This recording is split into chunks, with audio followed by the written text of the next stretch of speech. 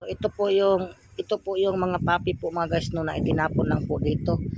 Talagang sobrang payat na po. Dito lang po yan makikita sa may Tunsuya po, Malabon po no. Itong mga tuta. Yan po ay mga tuta po no.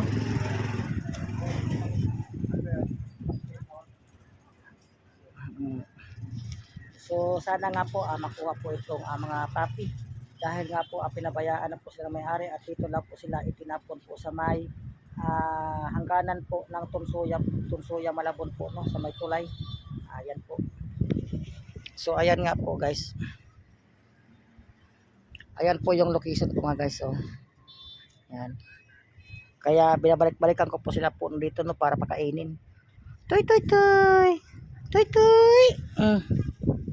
Toy toy. Dali na kain na. Kain. Toy toy. Ayan po, gutom na gutom po sila. Toy toy.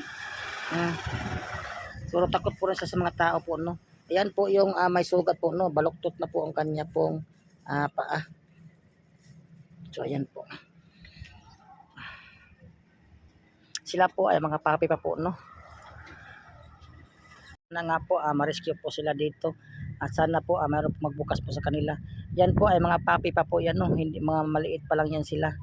Dito lang po yan sila itinapon po sa lugar na to. So dito po sila sumisilong po sa ilalim po ng kotse. At saka doon po sa unahan po no, yung mga naka-parking pong mga sakyan doon. Diyan po sila nag-stay pag umuulan. So ayan nga po, hanggang dito na lang po ang ating video na ipapakita ko po sa inyo. Sana nga po ma-rescue po agad sila dito dahil nga po ay tag-ulan na po ngayon. Nakarating po ako dito dahil nga po napapakain po ako ng mga aso at pusa.